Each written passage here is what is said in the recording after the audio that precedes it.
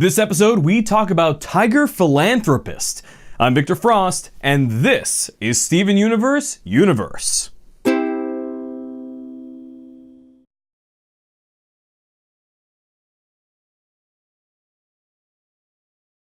So, it's been a while since we've seen Tiger Millionaire and Purple Puma.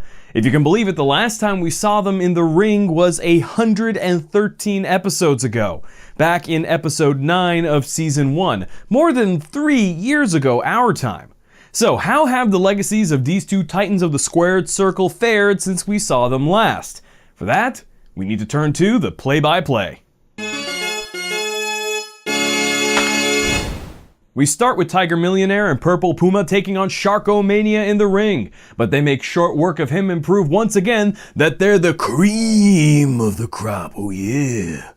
But the good times have rolled on long enough as far as Purple Puma is concerned, and she quits wrestling, much to everyone, and I mean everyone's, surprise. Being a tag team, this of course means that Tiger Millionaire is also out of the game, much to the despair of his biggest fan, Laramie, who is not taking it well, and points out that Tiger could go solo. The next Saturday, two new money-themed wrestlers show up, but the closing bell on their markets rings earlier than they expected, as Tiger Millionaire turns face as Tiger Philanthropist and shorts both their stocks, proving that if your mouth writes a check your tush can't cash, you're gonna bounce. But this does nothing to put a salve on Laramie's dissatisfaction with Tiger, raising the ire of an ever-frustrated Steven who starts to wonder, what's the point? He decides to give away the belts and there is no shortage of wrestlers vying for them, but Purple Puma isn't going to let it end like this. If the other wrestlers want the belts, they're going to have to earn them. And by earn them, I mean completely pummel Puma and Tiger with little to no resistance on their parts whatsoever. The good-looking gang ends up taking the tag team title, and so ends the careers of Purple Puma and Tiger Millionaire / Philanthropist. So, what happened here? Why did Amethyst quit wrestling? Well, to answer that, we first need to ask why she started in the first place. If you look at all of the characters in the show, Amethyst has shown some of the most growth throughout the series, almost as much as Steven. The Amethyst we know today is confident without being cocky, energetic without being reckless, and most importantly, has a strong sense of self without being hypersensitive to criticism. She's matured. But to mature, you need to not be mature, and she definitely was not like this always. In fact, one of her early defining traits was her insecurity, which led her to constantly seeking out validation. Her happiness was almost completely dependent on her successes or failures, and so when faced with criticism, she would become frustrated. A big source of criticism was Pearl. Their relationship is now a lot better than it used to be, and Pearl used to ride Amethyst like a plug Robinoid. And even though she often took a devil-may-care attitude toward Pearl's criticisms, they really affected her. It made her, quote, feel like garbage. Amethyst started wrestling as a way to let off the steam that came from her frustrations of her own inadequacies as well as from Pearl's criticisms. She was powerful enough in the ring that she couldn't lose. She won every fight and was constantly bathed in the cheers and adorations of her audience. It made her feel better about herself, but more than that, it was a place where the behaviors that were criticized at home were applauded and encouraged. Being loud and brash and vulgar may not be the best behavior for a crystal gem, but it is great for a wrestler. But that was then, and this is now.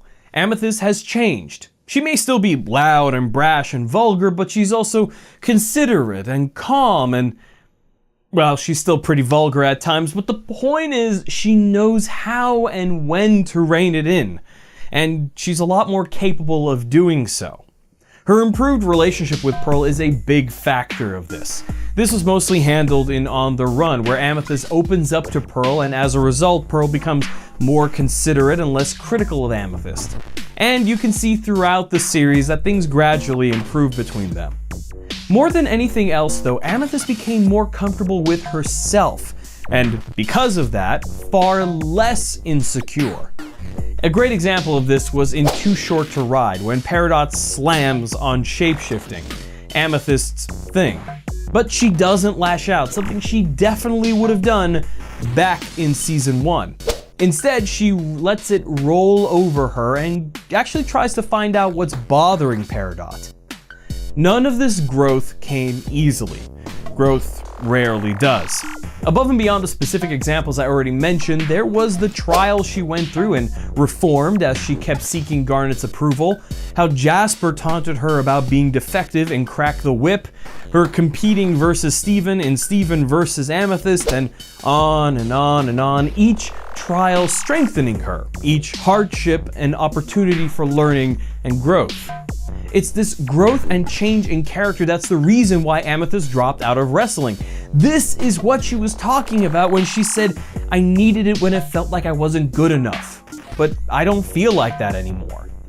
Now that she doesn't need her successes in wrestling or her audience to validate her, with her sheer strength making it so it was never a challenge in the first place, it's boring.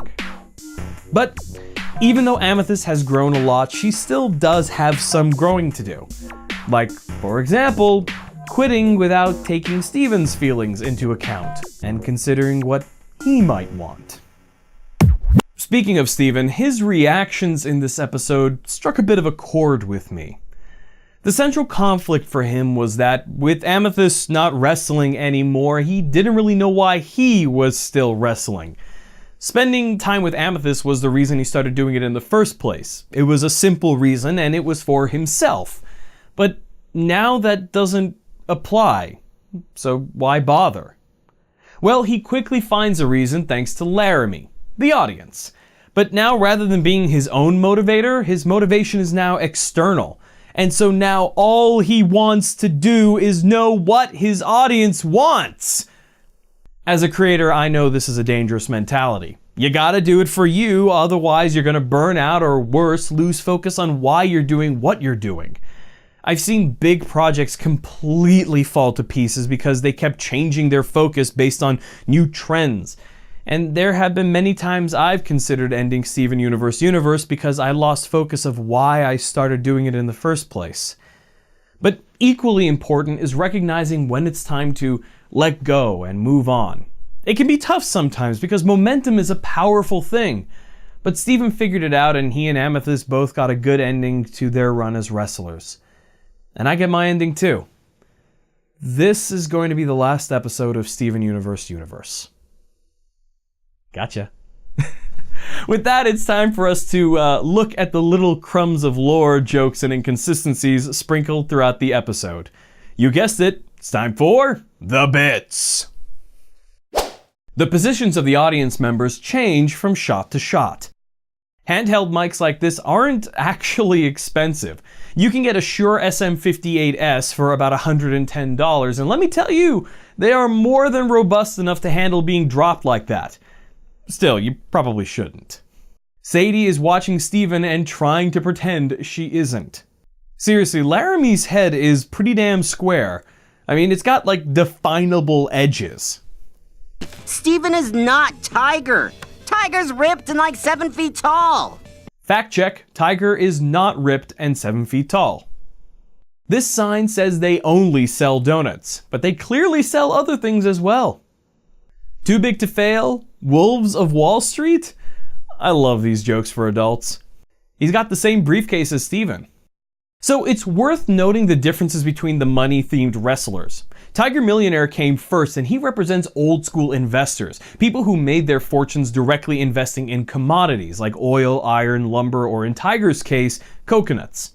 Real-world examples are people like the Rockefellers and the Carnegies. The Wolves of Wall Street came after him, and they represent the newer generation of investors, those who made their fortunes playing the markets. And Tiger Millionaire turning into a philanthropist also echoes what old money investment families often do. The Rockefellers, for example, earned the bulk of their wealth investing into oil. But they are also an incredible force in environmental conservation and the arts. What Steven is doing here, going from being a bad guy to a good guy, is called, in wrestling terminology, turning face. To go the opposite way is called turning heel. Another way to say that would be Tiger did a heel-face turn, going from heel to face.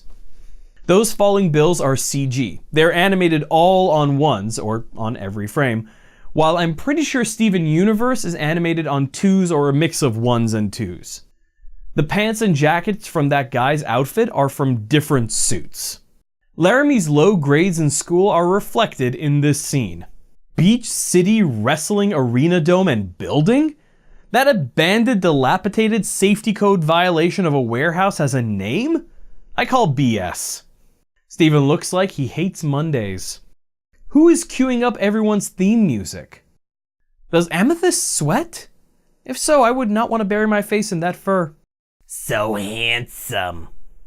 Holding this shot was a great move. It really conveys the feeling of satisfaction and finality to their decision.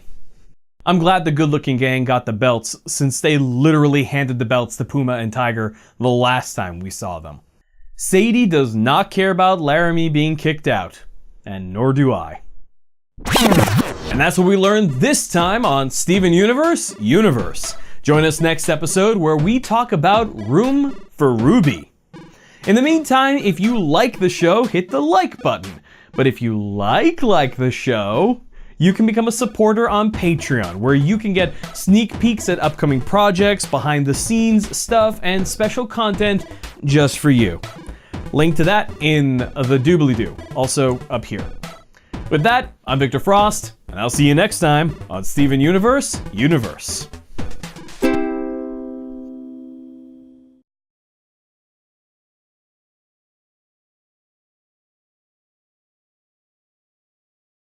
I remember one specific one, yeah. You promised that Elizabeth would never be in a dangerous position. You broke that promise, didn't you, Hulk Hogan? And who had to come in and make that critical save? The Macho Man, Randy Savage.